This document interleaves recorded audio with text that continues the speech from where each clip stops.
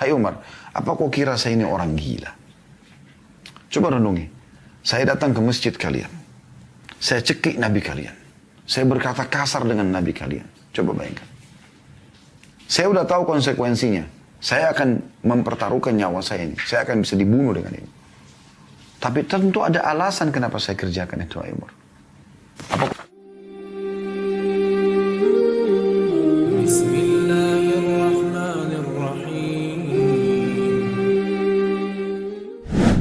Dan insya Allah pada kesempatan ini kita akan bahas tentang sifat-sifat emas Rasulullah sallallahu alaihi wa ala alihi wa sahbihi wasallam. Dengan berharap Allah SWT mengikhlaskan niat kita teman-teman sekalian dan menjadikan ini sebagai tambahan amal soleh dan semoga menjadi ilmu bermanfaat, maka kita mulai insya Allah. Yang pertama saya akan mulai dulu dengan firman Allah Subhanahu wa taala dalam pembukaan bahasan kita dalam surah Al-Ahzab surah nomor 33 ayat 21. Bagi teman-teman yang mengikuti materi ini bisa melihat aplikasi Al-Quran di handphonenya. Ini landasan awalnya. Kenapa kita membahas tentang Nabi Muhammad SAW. Berikut sifat-sifat masih akan kita bahas. InsyaAllah. Bunyinya, A'udzubillahi minasyaitonirrajim. Qad kana lakum fi rasulillahi uswatun hasanatun liman kana yarjullah. Liman kana yarjullaha wal yawmal akhira wa dzakarallaha katsira. Sesungguhnya telah ada pada diri Rasulullah Muhammad SAW suri tauladan yang baik bagi kalian, yaitu bagi orang-orang yang mau mengharapkan rahmat Allah. Dia dapat rezeki, dipenuhi kebutuhannya, dimaafkan kesalahannya, diberikan kebahagiaan dunia, diselamatkan dan juga diberikan kebahagiaan di akhirat. Dan juga yang ingin mendapatkan yang terbaik di hari kiamat dan dia ingin berzikir atau menyebut Allah dengan zikir yang banyak. Firman Allah SWT dalam surah Al-Ahzab ayat 21 ini menekankan kepada kita bahwasanya ada anjuran dari langsung sampai pencipta Allah agar menjadikan Nabi Muhammad SAW sebagai suri tauladan. Jadi betul-betul memang ini sebagai tolok ukur cara makan, minum, tidur, bergaul, ya, bermuamalah secara umum. Juga termasuk dalam kehidupan sosial, dalam rumah tangga, berinteraksi dengan orang-orang ini masuk dalam bab muamalah semuanya. Begitu juga dengan hal-hal yang lainnya. Seperti peperangan, transaksi jual beli, dan segala macam hal. Semuanya itu masuk dalam anjuran agar mencontohi beliau. Kenapa? Karena Allah sebutkan dalam surah Al-Qalam. Surah nomor 68 ayat 4. Semua itu kita dianjurkan selain beliau utusan Allah, Allah sendiri memuji nabinya. Perhatikan dan ini menjadi landasan bahasan kita. Surah Al-Qalam, surah nomor 68 ayat 4. A'udzu billahi minasyaitonir rajim wa innaka la'ala khuluqin 'azim. Sungguhnya kau Muhammad benar-benar memiliki budi pekerti atau akhlak yang mulia. Jadi memang Allah Subhanahu wa taala yang langsung memuji ciptaannya ini. Dan ini bukan main-main, ya. Andai saja seseorang di antara kita seperti Anda yang ikuti acara dari Zoom misalnya, berada di satu perusahaan atau teman-teman yang ikuti acara kita live di medsos, Anda ada di satu perusahaan. Bagaimana perasaan Anda pada saat Anda dipuji oleh atasan Anda? Dikumpulin orang-orang, kemudian dikatakan, kalau si fulan ini atau si fulana ini, orang yang saya recommended, orang yang baik akhlaknya, orang yang berprestasi di perusahaan, maka saya yakin dia akan bangga. Mungkin menjadi sebuah momentum terindah ya, dalam hidupnya. Maka bagaimana dengan Nabi Muhammad SAW yang Allah kekalkan dalam Al-Quran, yang akan dibaca oleh miliaran orang-orang beriman sampai menjelang hari kiamat nanti, yaitu wa innaka la'ala khuluqin 'azim. Sesungguhnya kau hai Muhammad memiliki budi pekerti yang baik, ya, akhlak yang sempurna. Juga alasan yang lain teman-teman sekalian, karena memang Nabi Muhammad SAW adalah utusan Allah, ya. Dan kita bisa lihat firman Allah Subhanahu wa taala tentang masalah itu. Jadi suri tauladan ini karena beliau memiliki akhlak yang baik dan juga beliau memang diutus untuk alam semesta. Allah sebutkan dalam surah Al-Anbiya surah nomor 21 ayat 107, A'udzu billahi minasyaitonir rajim wa ma arsalnaka illa rahmatan lil alamin. Kami enggak mengutus kau hai Muhammad kecuali sebagai rahmat bagi semesta alam. Semuanya, jin, manusia, tumbuh-tumbuhan, hewan-hewan. Nabi Muhammad SAW bukan hanya sekedar untuk orang-orang Islam, tapi diutus oleh Allah untuk alam semesta ini. Demikian juga dalam surah Al-A'raf, Surah nomor 7 ayat 158 Allah menekankan dan memerintahkan baginda Nabi Muhammad SAW untuk menyampaikan bahwasanya beliau utusan Allah, beliau harus dicontohi segala sesuatunya, diikuti ajarannya. Ya. Al-A'raf 158, A'udzubillahi minasyaitonirrajim, Qul ya ayuhan nasu inni rasulullahi ilaikum jami'a. Al-ayah, yang artinya, katakan hai Muhammad, sebarluaskan, sampaikan kepada semuanya. Bukan hanya orang Arab, bukan hanya orang Muslim, tapi katakan hai manusia. Semuanya, semua suku, semua negara, ya, semua bahasa. Sesungguhnya aku adalah utusan Allah untuk kalian semuanya. Kalau sudah utusan Allah berarti untuk dicontohi, ya, diikuti. Akhlaknya, ya, anjuran-anjurannya, tuntunannya, dan menjauhi semua apa yang dilarang. Demikian pula dalam surah Saba ayat 28 Allah Subhanahu wa taala berfirman, A'udzu billahi minasyaitonir rajim. Wa ma arsalnaka illa kaffatan lin-nasi basyiran wa nadhira walakin aktsaran nasi la ya'lamun. Kami enggak mengutus engkau hai Muhammad melainkan kepada umat manusia seluruhnya sebagai pembawa berita gembira. Maksudnya berita gembira kepada orang-orang beriman, karena dengan mereka patuh, mereka menjalankan perintah-perintah yang wajib ataupun sunnah, maka mereka akan mendapatkan balasan kebahagiaan dunia, ya, rezeki, dan juga di akhirat akan selamat masuk ke dalam surga. Dan sebagai pemberi peringatan, maksudnya bagi orang-orang yang melanggar, agar mereka hati-hati. Ada ancaman-ancaman hukuman di dunia dan juga hukuman di akhirat nanti. Tetapi sayangnya, kebanyakan manusia tidak mengetahuinya. Maksudnya tidak mau belajar, tidak mau cari tahu. Mereka lalai. Tapi saksi bahasan kita, kami tidak mengutus ke engkau hai Muhammad kecuali untuk alam semesta. Memang untuk menjadi contoh. Nah ini yang masih luput dari banyak kaum muslimin teman-teman sekalian. Kita masih menganggap Nabi Muhammad SAW adalah untuk kita saja.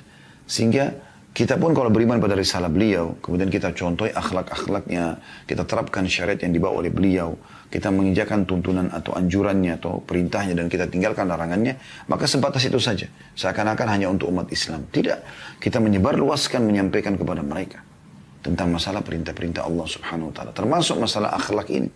Memang umat Islam menjadi contoh dalam masalah kejujuran, kedermawanan, ya, tepat janji, ya, balas budi, ya, berterima kasih dan segala macam hal. Demikian pula Allah SWT ingatkan dalam surah Al-Furqan ayat 1. A'udzu billahi minasyaitonir rajim. Tabarakalladzi nazzala al-furqana 'ala 'abdihi liyakuna lil alamina nadhira. Ya. Segala puji atau maha suci Allah yang telah menurunkan Al-Furqan atau Al-Quran kepada hambanya Muhammad SAW. Untuk apa? Agar dia Muhammad SAW menjadi pemberi peringatan kepada seluruh alam. Agar dia menjadi contoh bagi mereka. Nah, ini dalam segala hal. Dalam menyampaikan agama Allah SWT. Dan juga menjadi contoh. Dia adalah orang yang paling layak untuk dijadikan sebagai idola. Suri tauladan di sini, ya. Dicontohi semua kehidupan beliau. Diciplak hidup beliau. Demikian pula dalam statement atau dari ayat-ayat ini semua, ya. Ada cukup banyak ayat tapi saya langkahi saja, ada beberapa yang saya susun. Namun ada yang saya ingin titik beratkan karena masih ada banyak poin-poin yang akan kita bahas tentang akhlak Nabi SAW. Dari semua ayat yang tadi kita bacakan itu, ada statement yang menarik dari Ibnu Taimiyah rahimahullah. Beliau mengatakan, wajib bagi manusia untuk mengetahui bahwasanya Allah Azza wa Jal, Allah yang maha mulia dan maha tinggi telah mengutus Muhammad SAW kepada manusia dan jin. Dan wajib bagi mereka untuk beriman kepada beliau dan beriman dengan wahyu yang beliau bawa dan mentaati beliau. Mereka manusia harus, atau mereka dalam kurung manusia, harus menghalalkan yang Allah dan Rasulnya halalkan dan mengharamkan apa yang diharamkan oleh keduanya. Mereka harus pula mencintai yang Allah dan Rasulnya SAW cintai dan membenci yang Allah dan Rasulnya benci. Setiap orang yang telah tegak hujjah atau telah sampai padanya argumentasi dengan risalah atau wahyu, dalam kurung wahyu, Muhammad SAW dari kalangan manusia dan jin, kemudian tidak beriman padanya, maka berhak mendapatkan siksa dari Allah Subhanahu wa ta'ala. Sebagaimana orang kafir yang telah diutus Rasul bagi mereka. Seperti kaum Lut, kaum Saleh, kaum Shu'aib, kaum Nuh. Ya, kaum-kaum Nabi-Nabi sebelum Nabi Muhammad SAW yang kufur, maka mereka dihukum oleh Allah Subhanahu Wa Taala. Inilah landasan yang telah disepakati oleh sahabat-sahabat Nabi Ridwanullahi alaihim, para tabi'in, ya, orang-orang yang belajar dari para sahabat Nabi, ya, dan juga para imam kaum muslimin, ulama-ulama kaum muslimin, dan seluruh kelompok kaum muslimin yang merupakan ahli sunnah wal jamaah dan selain mereka. Artinya, yang disampaikan oleh Ibnu Taimiyah ini sesuatu poin penting, teman-teman sekalian. Kita bukan hanya sekedar membahas, oh akhlak Nabi itu ramah, jujur, amanah, dermawan. Ini loh keutamaannya, lalu Anda amalkan. Bukan cuma itu. Sebelum itu semua, kita harus faham bahwasanya Rasulullah SAW memang diutus untuk alam semesta. Jadi Islam yang beliau bawa, akhlak yang beliau contohkan, bukan hanya untuk kita, tapi untuk kita sebarluaskan kepada orang-orang. Untuk kita contohkan kepada mereka. Biarkan dunia menyaksikan bahwasanya umat Islam itu jujur. Karena Rasulullah SAW utusan Allah kepada mereka jujur. Kita semua amanah. Karena memang Nabi SAW amanah.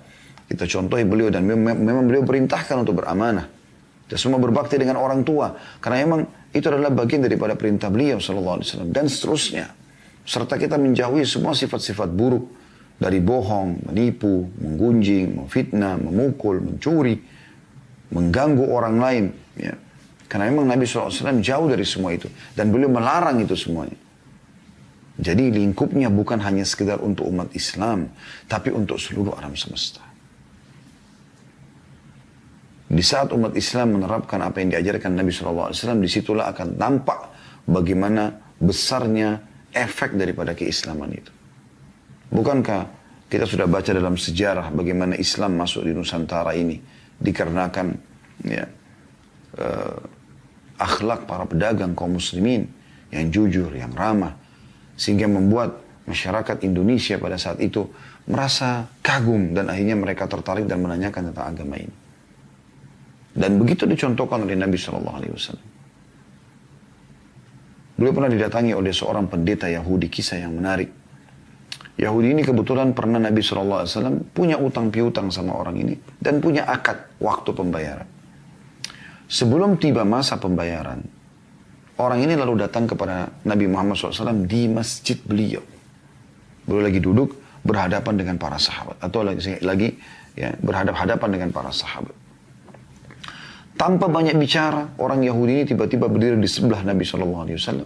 Dan beliau menggunakan imamah. Ada lilitan kain imamah yang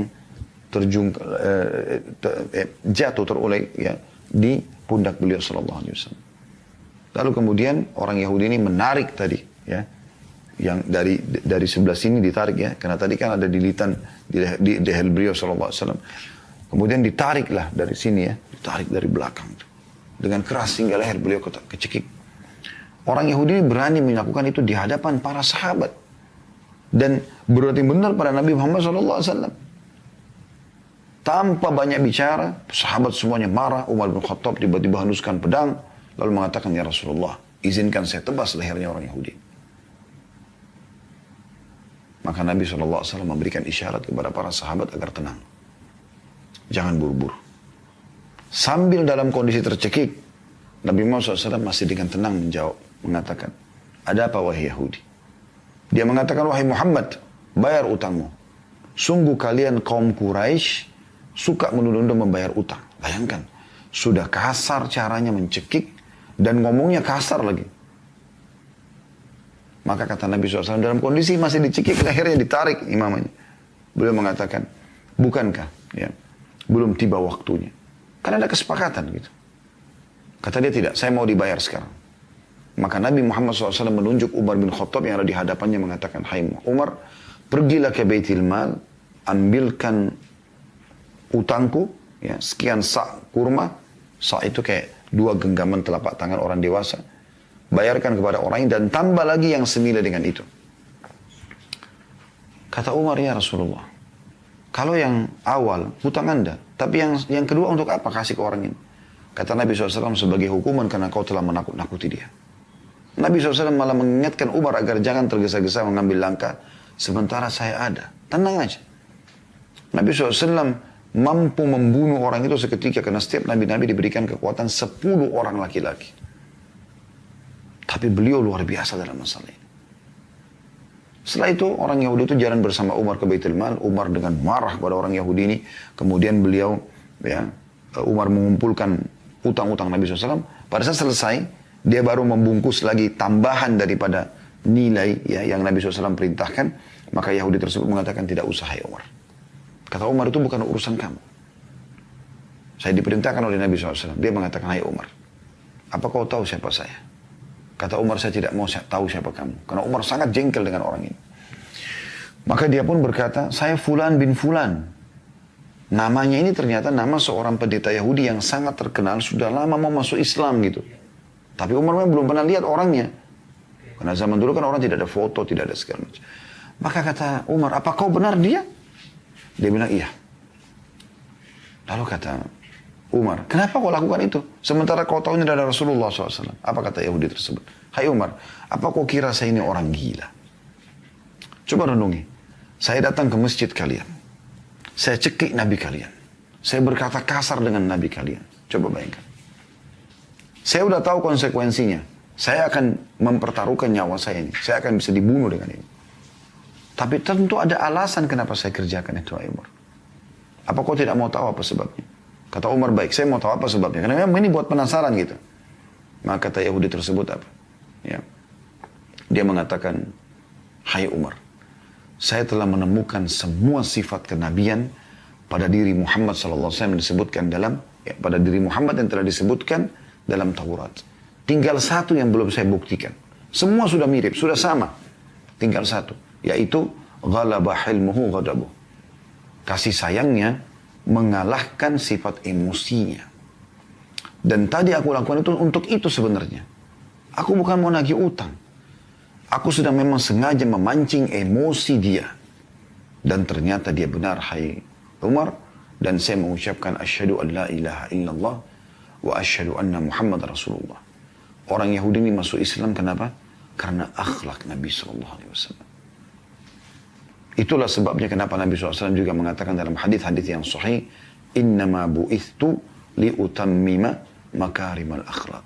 Aku diutus untuk menyempurnakan akhlak-akhlak yang sempurna, yang baik. Sudah ada akhlak-akhlak diajarkan oleh Allah SWT kepada para nabi-nabinya. Tapi aku datang untuk menyempurnakan dan mempraktekkan dalam kehidupan sehari-hari. Dan ini untuk seluruh alam semesta.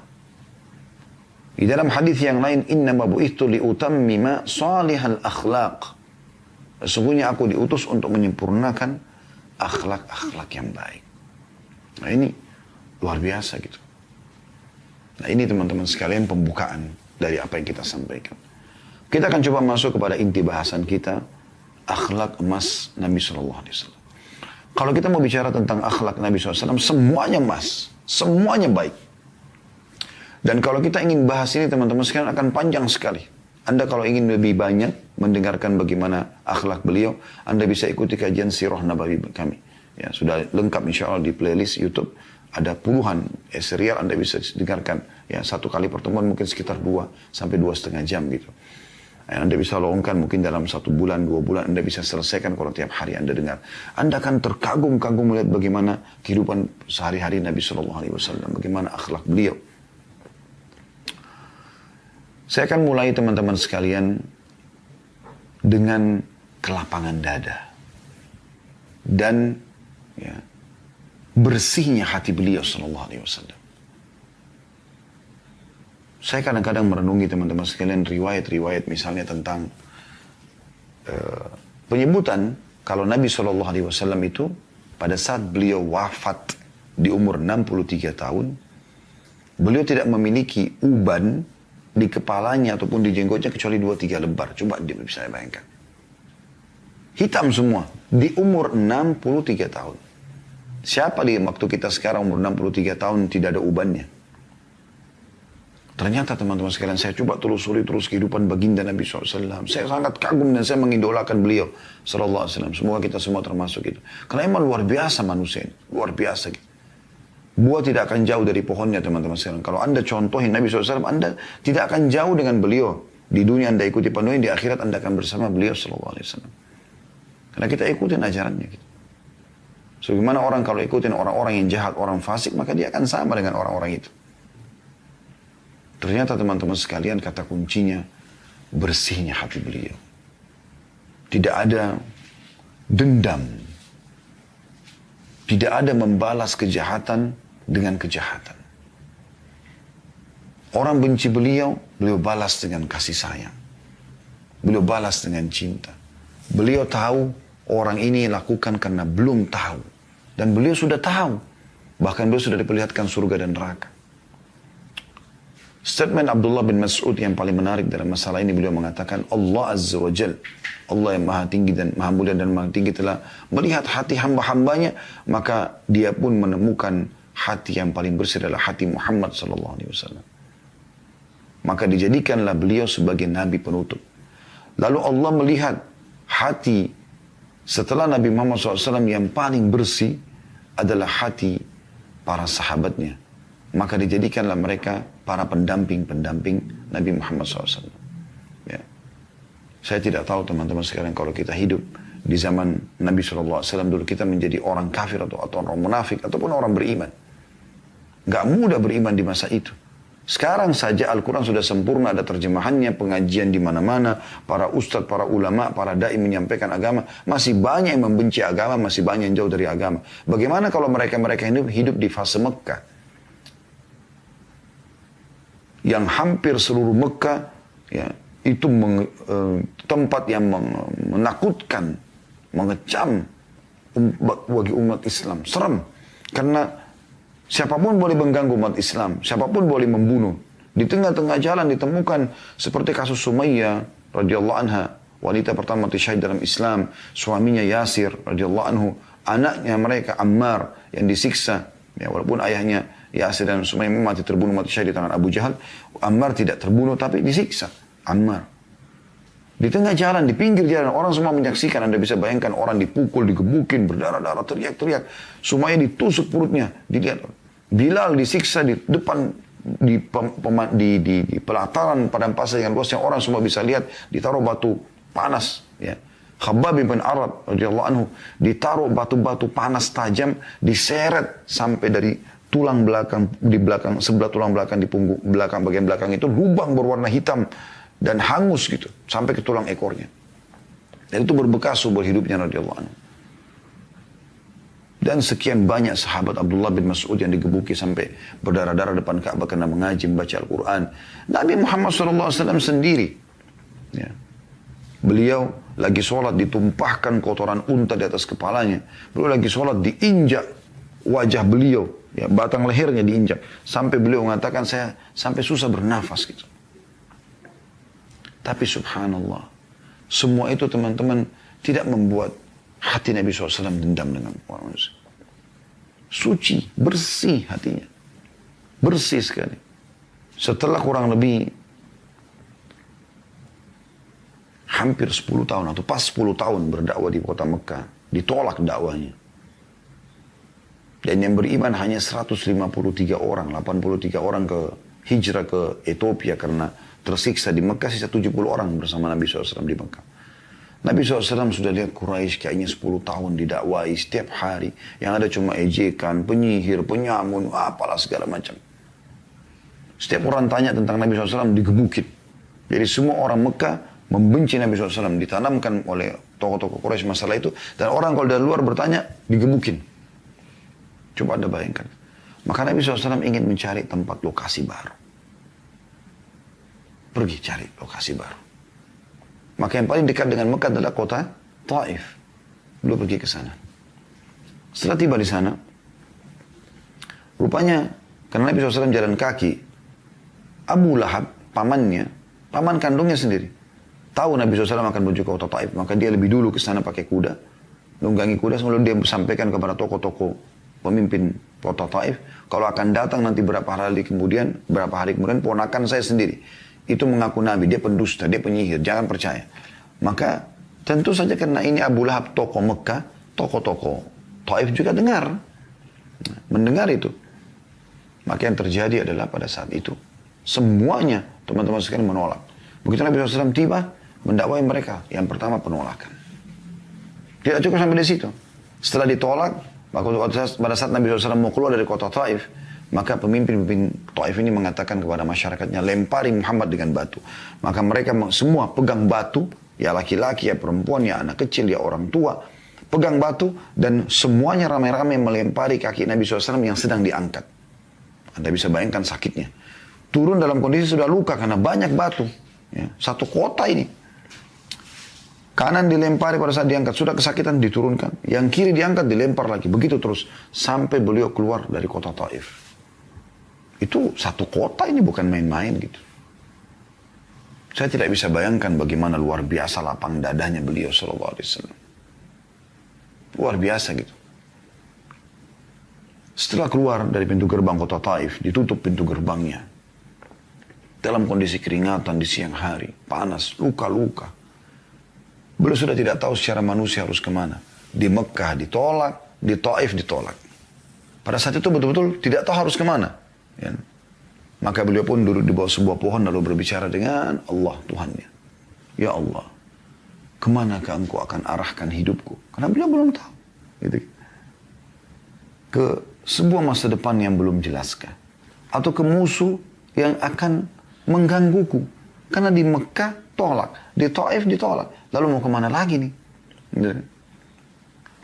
Tapi kalau seandainya engkau tidak marah padaku, ya Allah, aku tidak peduli. Maka di saat itu, Allah subhanahu wa ta'ala mendengarkan doa Nabi Muhammad SAW dan keluhannya. Diutus Jibril bersama dengan malaikat gunung. Yang ngurus gunung-gunung semua di muka bumi ini.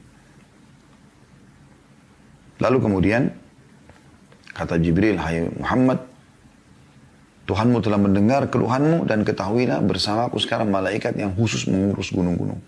Perintahkan saja sama dia agar gunung-gunung dua kota ini, Mekah dan Taif ini, semuanya disatuin, hancur lebur sejarahnya dua kota ini. Habis ceritanya. Karena nolak dakwah. Dan ketahuilah setelah itu pun dakwahmu akan tersebar. Atau opsi lainnya. Kau bersabar, berlapang dada. Ya. Dan juga dakwahmu akan tersebar. Apa kata Nabi SAW? Boleh bisa saja kalau cuma kayak kita, dendam. Kadang-kadang kita subhanallah orang yang tidak mau bayar utang aja. Udah kita minta supaya Allah hancurin. Supaya Allah binasakan. Orang cuma fitnah kita, langsung kita minta binasakan. Bagaimana dengan keadaan Nabi SAW yang luar biasa? Maka beliau mengatakan, aku memilih agar memaafkan mereka. Dan semoga aku berharap Allah keluarkan dari keturunan mereka orang yang beriman kepada Allah. Dan subhanallah betul. Satu kota Taif beriman kepada Nabi SAW setelah pembebasan kota Mekah dan setelah perang Hunain. Dan keluar orang-orang yang luar biasa dari kota Taif. Di antaranya yang paling masyhur adalah Abdurrahman ibn Sakhr atau dikenal dengan Abu Hurairah. Perawi hadis yang paling banyak dari kalangan laki-laki. Dari Mekah, Abu Jahal, orang yang paling benci Nabi Muhammad SAW, dikenal dengan Fir'aun umat ini, keluar Ikrimah bin Abi Jahal. Orang yang tadinya kafir, tapi akhirnya beriman setelah pembebasan kota Mekah. Dari Umayyah bin Khalaf, lahir Safwan, benci juga Islam, tapi akhirnya beriman kepada Nabi SAW. Abu Sufyan sendiri, dengan istrinya Hindun yang membenci Islam, bahkan memimpin peperangan Uhud, masuk Islam pembebasan kota Mekah. Dari Al-As bin Wa'il, orang yang sangat membenci Nabi SAW dan Islam, keluar Amr bin As radhiyallahu anhu. Dan terus begitu. Begitu luar biasanya kebersihan hati beliau sallallahu alaihi wasallam. Suka agar orang mendapatkan hidayah. Bukan hanya hancurin saja, binasakan saja. Sekarang teman-teman saya bahasakan. Atau tanyakan diri saya terutama dan kemudian Anda sekalian. Kalau seandainya ada orang berbuat jahat sama kita, lalu kita mengatakan, ada dua opsi. Yang pertama Anda mengatakan, ya Allah binasakan dia. Ya Allah patahkan kakinya, ya Allah puntungkan. Ya Allah ini, ya Allah itu. Adab dia misal. Itu apa? Murni dendam kan? Baik, Allah kabulkan karena anda tertolimi. Selesai. Apa yang Anda dapatkan? Nggak ada. Binasanya orang itu saja. Itu opsi. Anda punya hak untuk itu. Dan Anda mustajab doa karena Anda tertolimi. Tapi opsi yang kedua coba Anda pikirkan baik-baik. Ini yang sedang menjadi poin sifat pertama Nabi SAW yang sangat emas, yaitu lapang dada. Ya. Bersih hatinya, sallallahu alaihi wasallam. Tidak mau beliau nodai hatinya dengan hal-hal yang buruk. Walaupun orang lain melakukannya. Tidak harus ghibah dibalas ghibah, fitnah dibalas fitnah. Ya. Kejahatan dibalas dengan kejahatan. Tapi Nabi SAW mendahulukan kasih sayangnya. Mendahulukan lapang dadanya. Dengan semua perbuatan-perbuatan kejahatan orang-orang Quraisy itu, Nabi SAW masih mendahulukan lapang dadanya. Kita hubungkan ini dengan sifat yang kedua, yaitu pemaaf. Tentu ini umum, pemaaf. Tapi Nabi SAW ini luar biasa pemaafannya. Tadi diantaranya adalah kasus Mekah dan Taif yang Nabi SAW tidak mau hancurkan. Tapi ada juga yang masuk dalam masalah pemaafan ini. Tentu tadi itu lapang dada ya. Ini pemaafan ini seperti kasus pada saat ya, pembebasan kota Mekah. Beliau luar biasa di dalam masalah ini. Ya. Waktu beliau akan masuk ke kota Mekah, beliau menyampaikan kepada pasukannya tidak boleh ada yang membunuh. Tidak boleh ada pertumpahan darah. Kecuali 10 orang. 10 orang ini boleh dibunuh. Dimanapun ditemukan. Yang pertama Ikrimah bin Abi Jahal. Karena ini memang bersama dengan ayahnya membenci Islam. Abu Jahal, anaknya Abu Jahal. Tapi nanti dia masuk Islam ini orang. Ya. Ini yang kita masukkan dalam masalah pemaafan. Dan dia termasuk yang ikut serta dalam pencorengan kesepakatan Hudaybiyah. Jadi ada kesepakatan Hudaybiyah teman-teman sekalian. Kesepakatan agar umat Islam tidak berperang sama Quraisy 10 tahun. Dan pada saat itu masuk dalam sekutu Quraisy, suku Bakar, dan masuk dalam sekutu muslimin, suku Khuza'ah. Nah, dua suku ini, suku Bakar sama suku Khuza'ah, dari dulu perang-perangan terus nih. Pada saat terjadi kesepakatan Hudaybiyah, maka dua-duanya ikut dalam kesepakatan itu. Berarti dua-dua juga ikut damai gitu. Ternyata pada saat suku Khuza'ah lagi di Mekah, sebagian mereka, suku Bakar berkhianat, intinya memerangi mereka dan terbunuhlah kurang lebih 20-23 orang dari suku Khuza'ah, dan termasuk yang ikut serta adalah Ikrimah bin Abi Jahal dalam pengkhianatan itu. Tapi apa yang terjadi teman-teman sekalian? Ikrimah pada saat pembebasan kota Mekah, pasukan muslimin sudah masuk ya. Lari dia ke Jeddah, kota Jeddah sekarang ya. Kemudian naik kapal ingin ke Ethiopia. Di tengah lautan subhanallah, Allah datangkan dengan hikmahnya badai, ombak keras menghantam kapal tersebut sehingga goyang dengan keras. Dan di sekitar dia banyak sekali orang-orang yang menyembah berhala seperti dia. Bawa patung-patung kecil Tuhannya. Wahai Tuhan, selamatkan kami. Makin keras ombak badai, maka makin kacau pikiran orang-orang tersebut. Dan akhirnya mereka membuang patung-patung yang mereka anggap Tuhan itu, lalu mereka mengangkat tangan ke langit sambil berdoa kepada Allah. Kata Ikrimah apa? Ya, sungguh inilah yang didakwakan oleh Muhammad. Ternyata patung-patung ini tidak ada manfaatnya sama sekali. Dia pun kembali ke Mekah lalu dia masuk Islam. Tapi bagaimana Nabi SAW menerima Ikrimah ya, sebagai sifat pemaafan beliau. Padahal ini orang yang sudah halal darahnya harus dibunuh pada saat itu.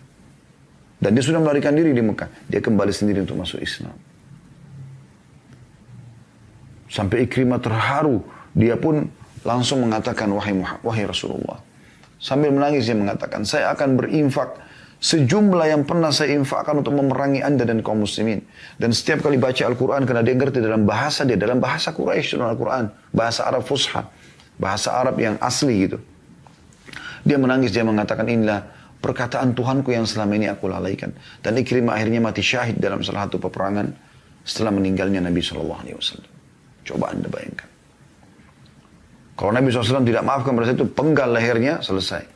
Begitu juga dengan Hindun binti Utbah. Ini istrinya Abu Sufyan. Abu Sufyan sudah masuk Islam sebelum pembebasan kota Mekah. Malamnya, besok pembebasan kota Mekah. Hindun ini tetap benci. Hindun ini yang sempat ya menyuruh Wahsy untuk membunuh Hamzah.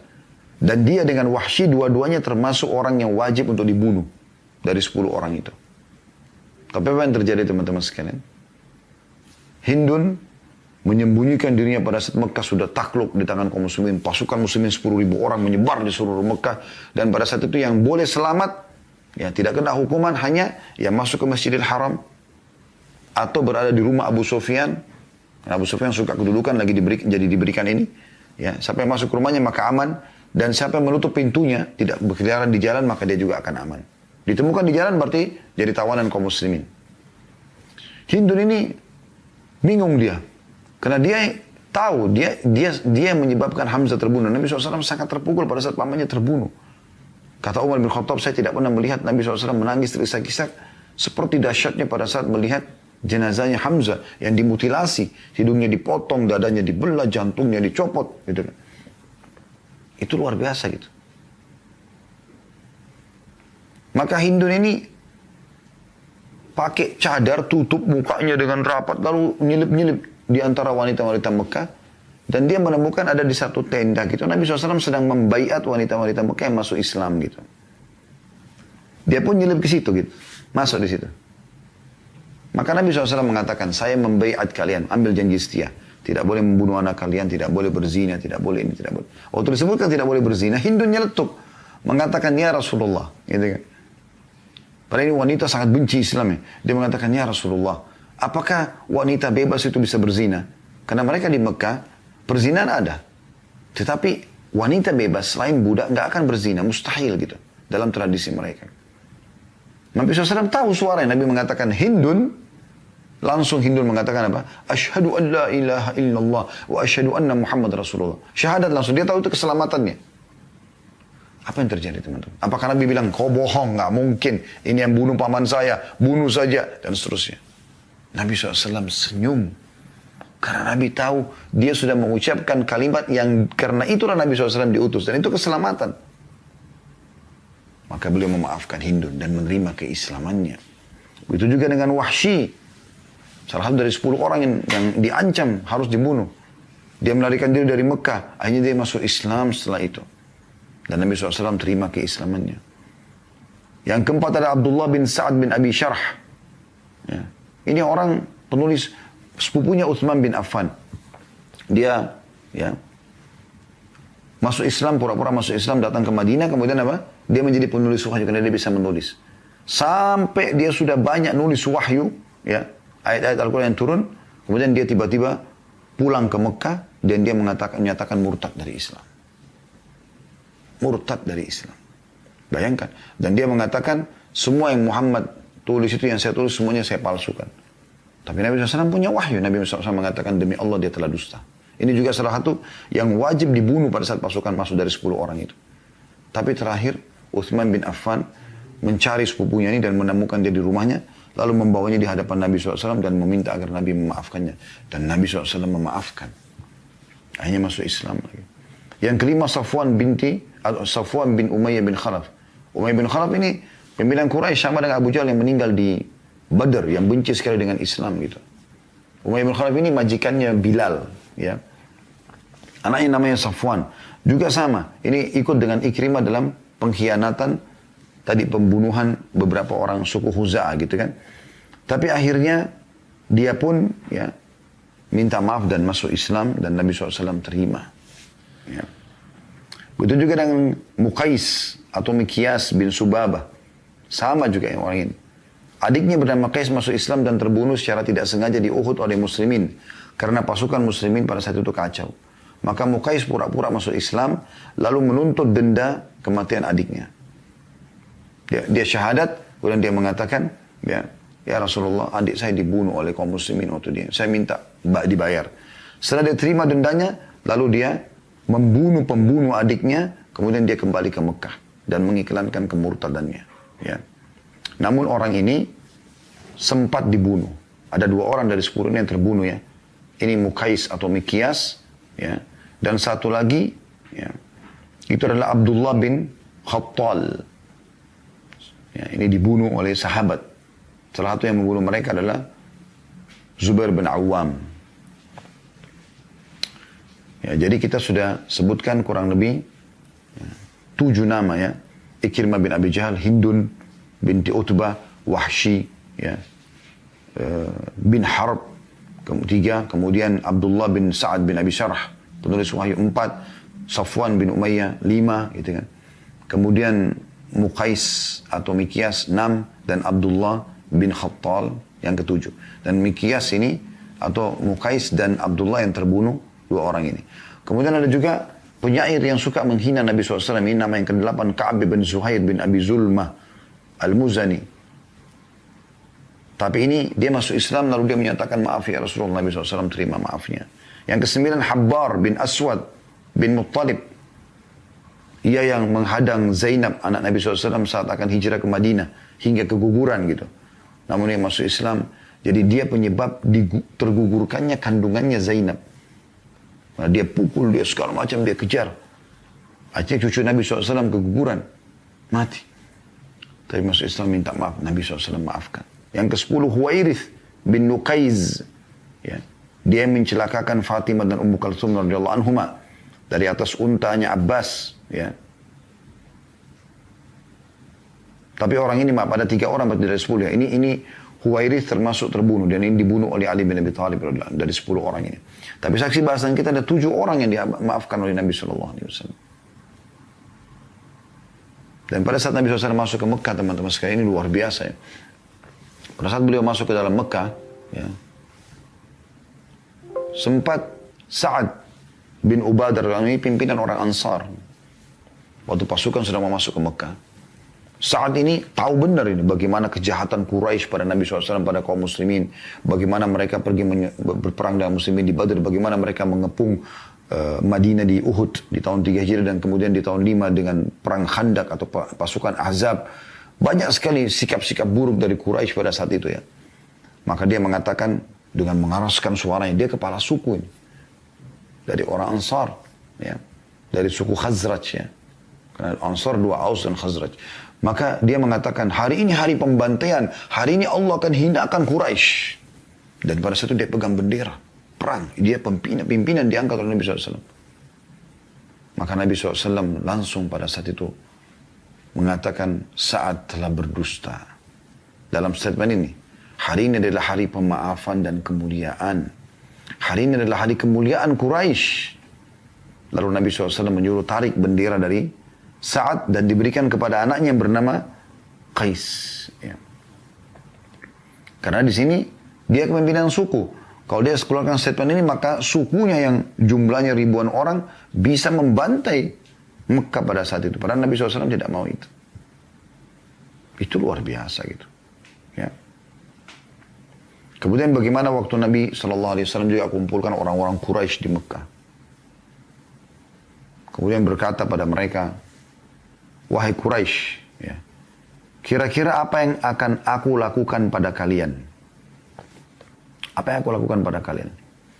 Maka orang-orang Quraisy mengatakan, hai Muhammad, engkau adalah anak paman kami, maksudnya keluarga kami segala macam gitu kan. Sekarang pasukan sudah menguasai Mekah, tinggal terjadi pembantaian massal nih gitu. Maka kata mereka, engkau adalah orang yang baik, hai Muhammad. Mereka sudah tahu ini tinggal Nabi suruh bunuh, pembantaian massal nih. Dan umum itu sudah umum. Kalau pasukan sudah berhasil menguasai satu tempat, apalagi tempat itu dasarnya berisi orang-orang yang membenci pemimpin yang sedang menguasai wilayah tersebut, yang sudah masuk dengan kekuatan militer, pasti akan terjadi pembantaian. Apa kata Nabi SAW? Seluruh tradisi jahiliyah, riba, membunuh anak perempuan, makan bangkai, sembah berhala, di bawah kakiku. Gak boleh lagi ada. Gak boleh ada lagi. Gitu kan. Dan ketahuilah hai Quraisy, pergilah kalian semua bebas. Gak ada satupun yang dibunuh, dan tidak ada yang menjadi harta rampasan perang. Rumah mereka semua. Sampai Nabi SAW tinggal dalam kemah pada saat itu 19 hari. Bayangkan teman-teman sekalian. Abbas paman beliau mengatakan, ya Rasulullah, tidakkah anda ke rumah anda? Tidakkah anda ke rumah anda gitu? Kata Nabi SAW, apa yang ditinggalkan oleh Ma'qil? Ma'qil ini sepupu beliau, saudaranya Ali bin Abi Thalib, yang tidak masuk Islam. Pada saat Nabi SAW hijrah ke Madinah, maka dia menjual rumah Nabi SAW. Padahal dia sekarang masuk dengan kekuatan, dia bisa mengambil itu sebagai harta rampasan perang rumahnya Khadijah radhiyallahu anha. Tapi Nabi SAW tidak lakukan itu. Demikian pula terjadi sebuah kasus pada saat itu, setelah Nabi SAW memberikan kesempatan siapa yang masuk Islam silakan. Yang tidak mau masuk Islam, punya kesempatan 4 bulan pada saat itu. Kalau dalam 4 bulan tidak masuk Islam, keluar dari kota Mekah gitu. Diberikan kesempatan. Ada satu orang namanya Fudalah. Fudalah ini, dia pura-pura masuk Islam. Dia syahadat di hadapan Nabi SAW gitu. Dia syahadat, dia coba ucapkan. Kemudian dia tunjukkan kalau dia coba belajar Islam. Tapi Nabi SAW sudah tahu. Nabi SAW punya wahyu gitu. Dia menyembunyikan pedang atau sebuah pisau kecil yang dia ingin mendekat dengan Nabi SAW lalu kemudian membunuh Nabi SAW. Maka Nabi SAW pada saat dia lalu mengatakan, apa yang sedang engkau pikirkan dalam dirimu, hai Fudalah? Kata dia, beribadah dan istighfar ya Rasulullah. Dia bohong gitu. Kata Nabi SAW, kalau begitu istighfarlah wahai Fudalah. Maka Fudalah mengatakan astagfirullah. Nabi SAW mengatakan beristighfarlah wahai Fudalah. Lebih tulus lagi. Fudalah beristighfar. Lalu Nabi SAW meletakkan telapak tangan beliau yang mulia di dada Fudalah. Lalu mendoakan gitu. Ya. Maka pada saat itu, pada saat tangan Nabi SAW taruh di dada Fudalah, ya, maka Fudalah menceritakan, mengatakan tiba-tiba pisau dari tanganku lepas. Lalu dia mengatakan, demi Allah, tidak ada orang yang paling aku benci sebelum Nabi Muhammad SAW meletakkan telapak tangan pada dadaku melebihi dirinya. Dan setelah Nabi SAW meletakkan telapak tangan tersebut, maka dia menjadi orang yang paling aku cintai. Begitu luar biasanya, baginda Nabi SAW menjadikan sifat ini sebagai sifatnya. Ya, berapa banyak di antara kita kaum muslimin yang tidak belajar dari masalah ini.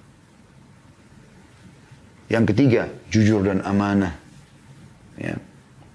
Sebagaimana kita tahu, Nabi SAW ini tidak pernah bohong seumur hidupnya. Seumur hidupnya. Tidak pernah sekalipun bohong. Coba Anda bayangkan. Bagaimana itu? Siapa dari mereka yang tidak pernah berbohong sekalipun, teman-teman sekalian? Walaupun bercanda gitu. Bahkan mungkin kita sudah tahu dalilnya tentang jujur, tapi masih ada saja orang bohong gitu. Sampai dapat julukan Al-Amin. Di Mekah. Orang yang paling terpercaya. Dapat julukan yang lain juga As-Sadiqul Amin. Orang yang paling jujur dan paling terpercaya. Anda mungkin pernah dengar kisah bagaimana orang Quraisy ribut ya karena ingin siapa yang akan meletakkan Hajar Aswad setelah mereka renovasi Ka'bah pada saat itu mau rubuh, mereka renovasi Hajar Aswad dicopot dulu. Kemudian mereka pada saat meletakkan hampir seluruh suku Quraisy ribut nih, mau saling bunuh-membunuh. Datanglah suku Adi, sukunya Umar bin Khattab, potong seekor domba, tuangkan darahnya dalam sebuah wadah gitu. Kemudian mereka celupin tangan mereka, lalu mereka angkat mengatakan, siapa yang meletakkan Hajar Aswad selain kami, maka terjadi pertumpahan darah. Datang suku ini, datang suku itu, hampir semua suku Quraisy lakukan hal yang sama. Hampir terjadi pertumpahan darah. Maka akhirnya ditengahilah mereka pada saat itu. Oleh seseorang yang sudah dianggap tua pada saat itu dari orang-orang Arab. Maka dia mengatakan, begini saja. Bagaimana kalau kita memberikan keputusan ini pada orang yang pertama setelah kita sepakat yang masuk dari pintu Bani Syaibah. Ada pintu gerbangnya Mekah, dikenal dengan pintu Bani Syaibah. Yang pertama masuk dari pintu itu, ya, kita tunjuk dia jadi penengah di antara kita. Maka mereka semua sepakat, oke, baik. Tapi ini senyap, tidak ada yang tahu. Waktu itu pintu terbuka lebar dan belum ada orang masuk sama sekali. Tiba-tiba teman-teman sekalian terjadi sebuah kejadian yang luar biasa. Yang muncul Nabi Muhammad SAW sendirian. Serentak orang Quraisy semua mengatakan, Anda bisa baca dalam buku-buku sirah, buku sejarah Nabi. Semua serentak mengatakan, As-Sadiqul Amin, As-Sadiqul Amin radina. Orang yang paling jujur dan terpercaya, orang yang paling jujur dan percaya, kami ridho. Maka jadilah Nabi SAW penengah pada saat itu. Jadi pengakuan satu kota Mekah, dia adalah orang yang luar biasa. Waktu beliau ingin menyampaikan agama ini, beliau naik ke atas bukit Abi Kubais namanya, tempat untuk ngiklanin sesuatu di Mekah. Beliau naik di sana lalu beliau teriak dengan suara keras, wahai Quraisy, kalau seandainya, orang Quraisy sudah kumpul semua lalu beliau mengatakan, kalau seandainya saya mengatakan di belakang bukit Mekah ini ada pasukan besar yang akan menyerang Mekah, apakah kalian percaya padaku? Apa kata orang-orang Quraisy? Tentu saja. Apa jawaban mereka? Karena kami belum pernah menemukan engkau bohong sekalipun. Sekali aja nggak pernah. Maka kata Nabi SAW, ketahuilah aku adalah utusan Allah. Di antara kedua tanganku ada siksa Allah. Artinya kalau kalian tidak menolak, kalian akan disiksa oleh Allah. Tapi pengakuan orang-orang Quraisy luar biasa. Dan ini panjang kalau kita ingin bahas ya. Kita melihat keterbatasan waktu, maka kita ringkaskan. Yang keempat, teman-teman sekalian, adalah pemberani. Nabi SAW itu pemberani, luar biasa. Pernah terjadi satu kali di kota Mekah, ya, ada As bin Wa'il ya, itu ayahnya Amr bin As buat kezaliman. Jadi orang-orang yang datang ke Mekah dulu bawa dagangan segala macam. Kadang-kadang toko-toko Quraisy ini ngambil dagangan mereka baru sengaja nggak dibayar. Dan kalau orang tahu, kalau dia mengeluh, siapa yang ambil barangnya tidak ada yang mau tolong kalau itu adalah toko Quraisy yang mengambilnya. Satu waktu As bin Wa'il ini buat segitu kezaliman. Maka beberapa anak-anak muda Mekah sepakat mengangkat pedang mereka untuk membela orang-orang yang terzalimi seperti itu. Dan Nabi SAW ada di situ, masuk dalam Hilful Fudul. Mereka mendatangi rumah As bin Wa'il sambil mengatakan, kembalikan hak orang ini atau darah akan tertumpahkan. Sampai kata Nabi SAW, kalau seandainya setelah Islam pun aku dipanggil untuk Hilful Fudul, maka aku akan menjawabnya. Di kota Madinah juga pernah terjadi satu kali, teman-teman sekalian, pada saat itu ada suara bising ribut di malam hari, seperti ada gemuruh orang yang mau berbuat kekacauan di kota Madinah. Maka orang-orang Madinah, masyarakat muslim pada rame-rame kumpul, kemudian mereka coba mendatangi suara tersebut. Ternyata pada saat mereka tiba di sana, mereka temukan ada seseorang yang naik kuda dari kejauhan, memegang pedang di tangan kanannya, obor di tangan kirinya. Mereka belum tahu siapa, dan suara itu sudah hilang gitu. Pada saat mendekat, mereka menemukan Nabi Muhammad SAW. Beliau sebagai pemimpin bukan tidur enak, suruh orang saja. Beliau yang sendirian pergi menghilangkan, mengecek suara kekacauan di kota Madinah di malam hari. Dan Ali bin Abi Thalib mengatakan radhiyallahu anhu, kalau perang sedang berkecamuk besar dan kami khawatir, gitu kan, kami sudah merasa butuh tempat untuk bersandar, maka kami semua bersandar ya di belakang Nabi SAW. Makanya beliau pun mengajar kepada kita agar berlindung dari sifat pengecut, ya. Allahumma na'udzubika minal ajzi wal kasali wa a'udzubika minal jubni wal bukhl. Jubn ini adalah sifat pengecut, ya. Dan pernah ada sahabat yang mengatakan, ya Rasulullah, bagaimana kalau ada orang mau mengambil hartaku? Kata Nabi SAW, lawan dia. Disuruh lawan. Bukan Nabi bilang berikan. Kata orang tersebut, ya Rasulullah, kalau aku membunuhnya, kata Nabi SAW, kau tidak berdosa. Kalau aku dibunuh, kata Nabi SAW, engkau mati syahid. Begitu Nabi SAW ajarkan kepada kita. Sifat pemberani. Tapi pada kebenaran gitu ya. Pada kebenaran. Beliau juga tepat janji. Ya. Ini sifat selanjutnya. Ya, mungkin yang kelima ya. Ini cukup banyak. Beliau kesepakatan Hudaybiyah beliau tidak khianati. Sebenarnya beliau sudah janjikan pasti beliau kasih gitu kan. Di antaranya adalah yang kita bisa angkat sini contoh saja. Kisah Suraka bin Malik radhiyallahu anhu. Suraka bin Malik ini pada saat Nabi SAW hijrah ke Madinah bersama Abu Bakar, maka orang-orang Quraisy mengiklankan siapa yang bisa menangkap Muhammad, mendatangkan hidup atau mati dapat 100 ekor unta. Maka banyak orang yang coba mencari. Suraka bin Malik berhasil, dia mengejar Nabi Muhammad SAW dan menemukan. Ringkas ceritanya begitu, tentu panjang ceritanya, tapi dia mendapatkan gitu. Dari kejauhan sampai dia berhasil bisa melemparkan anak panahnya. Maka Abu Bakar pun gelisah lalu mengatakan, ya Rasulullah, Suraka datang. Nabi SAW dengan tenang tetap membaca Al-Quran sambil jalan. Akhirnya Allah tenggelamkan kudanya Suraka dan dia. Tidak bisa dia berdiri. Maka dia tahu ini adalah hukuman gitu. Maka dia pun mengatakan, hai Muhammad, maafkan saya. Dan saya janji tidak akan mengulanginya. Ringkas ceritanya begitu. Maka akhirnya dia pun dibebaskan oleh Nabi SAW. Lalu dia mengatakan, wahai Muhammad, tuliskan untukku surat keamanan. Maka Nabi SAW suruh Abu Bakar tulis surat keamanan. Kalau Suraka bin Malik akan aman dari kaum muslimin. Pokoknya Suraka bin Malik tidak masuk Islam. Dia pegang surat itu, dia pegang sampai pembebasan kota Mekah. Dari awal kurang lebih berarti 10 tahunan ya. Surat itu dipegang sama dia. Kurang lebih 9-10 tahun. Setelah masuk kota Mekah, dia masuk dalam tawanan, dia perlihatkan surat tersebut. Dan waktu Nabi SAW diperlihatkan, Nabi SAW mengatakan, iya, hari ini hari penempatan janji. Maka dimaafkanlah Suraka. Dan Suraka akhirnya masuk Islam. Dan Nabi SAW mengatakan setelah masuk Islam, wahai Suraka, bagaimana perasaanmu kalau dua gelangnya Kisra Raja Persia pada saat itu, berada di kedua tanganmu. Maka Suraka mengatakan, Kisra, anu Sinwan, Kisra yang raja sekarang ini? Kata Nabi SAW, iya. Setelah Nabi SAW meninggal, Abu Bakar meninggal, di zaman Umar bin Khattab, Persia takluk di tangan kaum muslimin. Dan salah satu ganima yang besar adalah barang-barang pribadinya Kisra. Di antaranya gelang emasnya, mahkotanya gitu kan, singasanai dan seterusnya. Nah pada saat Umar bin Khattab lihat Suraka dari Madinah, kata Umar bin Khattab, panggil Suraka bin Malik depan para sahabat. Lalu kata Umar, hai Suraka, apa yang Nabi SAW sampaikan kepadamu pada saat kau mengejar Nabi mau ke Madinah, mau hijrah? Ya. Maaf tadi saya bilang, ini setelah masuk Islam Nabi SAW bilang. Tidak, dia sebelum masuk Islam Nabi sudah janjikan, mengatakan, hai Suraka, bagaimana perasaanmu pada saat dua gelang Kisra dari tanganmu? Dia mengatakan, kekasihku Rasulullah SAW, kata Suraka setelah masuk Islam di zaman Nabi SAW di akhir hidupnya. Dan di zaman Umar dia mengatakan, kekasihku Rasulullah SAW telah bersabda, mengatakan, wahai Suraka, bagaimana perasaanmu pada saat di kedua tanganmu ada gelangnya Kisra? Maka kata Umar, ini kedua gelang Kisra, pakailah dan keliling Madinah, iklankan hadis Nabi itu. Jadi luar biasa gitu. Ya. Ini tepat janji Nabi SAW. Ya. Begitu juga dengan kasih sayang beliau SAW. Sangat luar biasa. Berkasih sayang. Ya. Nabi SAW mendahulukan kasih sayangnya. Baik untuk umatnya, apalagi kalau kita bicara tentang keluarganya. Kalau kita bicara lingkup keluarga.